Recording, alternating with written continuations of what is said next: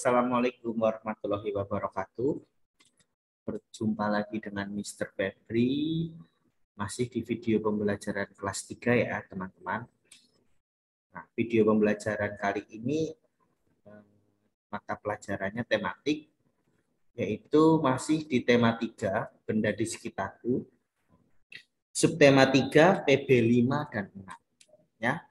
Kalau teman-teman kemarin sudah belajar tentang wujud benda, ada benda cair, padat, gas, lalu juga perubahan wujud benda, ada mencair, membeku, terus ada menguap, mengembun. Nah, sekarang kita juga akan masih belajar tentang perubahan wujud. Ada juga nanti tentang peran di sekolah, di masyarakat, di sekolah ya. Nah, kita langsung saja lanjutkan.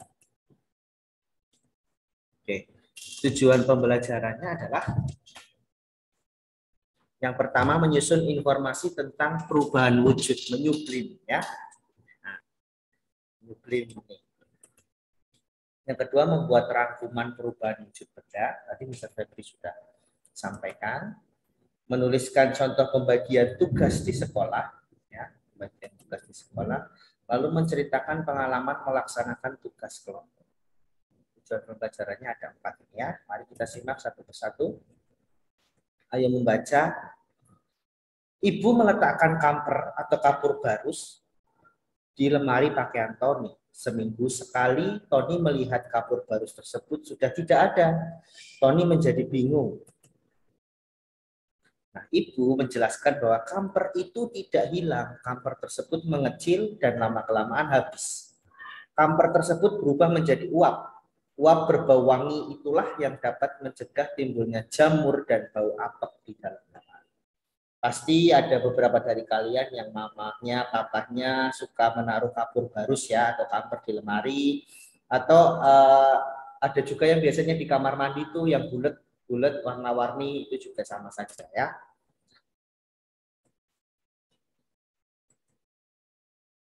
Peristiwa yang terjadi pada kamper merupakan proses menyublim.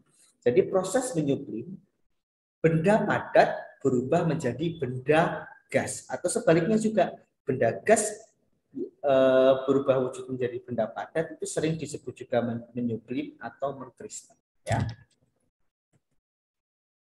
Menyublim adalah perubahan wujud benda padat menjadi benda gas. Kayak kamper tadi, kamper kan benda padat, tadinya berwujud. Lalu lama-kelamaan kok nggak ada, ya itu ternyata berubah wujud menjadi benda gas. Gasnya itu menimbulkan bau wangi supaya pakaian kalian di lemari tidak apek, atau di kamar mandi supaya tidak bau pesing, tidak bau yang enak, tidak bau yang tidak enak ya, pasti akan selalu segar. Perubahan benda gas menjadi benda padat juga disebut menyublim. Jadi menyublim itu padat menjadi gas juga menyublim, gas menjadi padat juga. Oke, contoh perubahan wujud benda menyublim. Yang pertama es kering ya, bukan es batu biasa, tapi es kering, es yang benar-benar kering, yang biasanya ada di freezer, yang dibiarkan pada ruangan terbuka lama-kelamaan akan habis karena berubah menjadi gas, ya kan, akan menimbulkan kayak asap-asap gitu ya. Yang kedua, terjadinya hujan salju. Uap air atau benda gas yang terkumpul di awan akan berubah menjadi butiran salju. Benda padat ya, butiran salju itu benda padat ketika terkena suhu yang sangat dingin. Dan pengharum mobil yang berbentuk padat lama-kelamaan akan habis karena berubah menjadi gas ya. Tuh, nih air kering nih, es kering nih ya, esnya kering. Ini hujan salju, lalu yang ketiga ini pengharum mobil ya, pasti di mobil kalian ada nih pengharum. Ini contoh-contoh perubahan wujud menyublim ya teman-teman, yang sering kita temukan atau temui dalam kehidupan kita sehari-hari.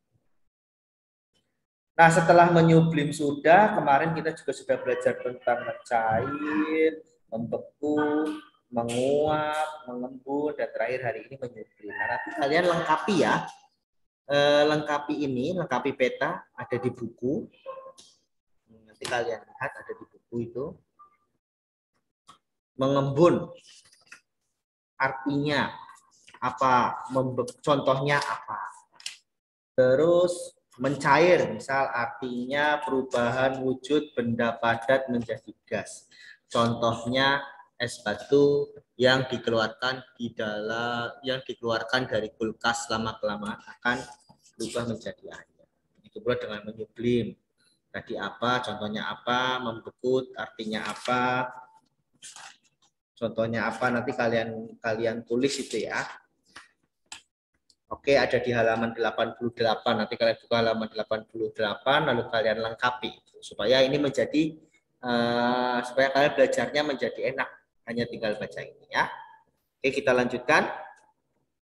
Sekarang pembagian tugas di sekolah. Tugas yang diberikan di sekolah ada yang dikerjakan perorangan dan ada juga yang berkelompok. Ketika mengerjakan tugas kelompok, sebaiknya dilakukan pembagian tugas. Dengan berbagi tugas, pekerjaan akan lebih cepat selesai. Tugas harus dibagi dengan adil. Pembagian tugas dapat dilakukan dengan cara berdiskusi. Ketika ingin membagi tugas, tentukan dahulu apa saja yang akan dikerjakan. Setelah itu, diskusikan siapa yang akan memegang tugas tertentu ya. Kalau di sekolah contohnya ya tugas piket. Nah, tugas piket kalau pengen cepat selesai ya berarti kita harus berbagi tugas. Misal si Tony suruh nyapu, si Andi suruh ngelap kaca, si Siti suruh ngepel. Jadi nanti semuanya punya tugas, pekerjaan itu akan lebih cepat selesai. Ya, dan tugasnya harus dibagi dengan adil. Jangan Tony lebih banyak tugasnya tapi Siti tidak. Enggak, harus adil. Itu contohnya tuh piket. Upacara juga tuh kan pada saat kita sebelum pandemi kan sering ada tugas upacara tuh. Ini juga masuk pembagian tugas. Lalu belajar berkelompok, diskusi. Ya, ini contoh-contoh pembagian tugas di sekolah. Ayo bercerita, ceritakan pengalaman melaksanakan tugas kelompok bersama. Kalian pasti pernah bekerja kelompok kan? Ceritakan pengalaman kalian ya. Nah, ada pertanyaan-pertanyaan nanti kalian jawab. Ini ada di halaman 91, nanti kalian jawab ya. Itu pertanyaan-pertanyaannya, apa tugas kelompok yang kalian lakukan bersama, siapa saja anggota kelompokmu, tugasnya apa aja tuh, terus siapa saja anggota kelompokmu, terus apa saja tugas setiap anggota di kelompokmu, apakah kamu senang dengan pembagian tugas dalam kelompokmu, apa tugasmu, apakah kamu melakukan tugasmu dengan baik, bagaimana perasaanmu ketika melaksanakan tugas sesuai peranmu tersebut, apa manfaat yang kamu rasakan ketika mengerjakan tugas secara berkelompok. Nah, ini pertanyaan-pertanyaan ini kalian jawab dengan jujur, kalian pasti semua pernah melaksanakan tugas kelompok ya. Nah, nanti kalian jawab pertanyaan-pertanyaan itu dengan jujur. Nanti kita akan bahas bersama-sama. Saya ingin tahu apa sih manfaat tugas kelompok, apa sih perasaan kalian pada saat melaksanakan tugas kelompok. Oke? Oke, any question? Nanti kalau ada pertanyaan bisa disampaikan ke guru kalian masing-masing. Terima kasih.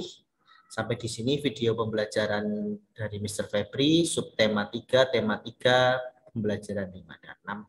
Semoga bermanfaat. Sampai ketemu lagi di video pembelajaran selanjutnya. Assalamualaikum warahmatullahi wabarakatuh.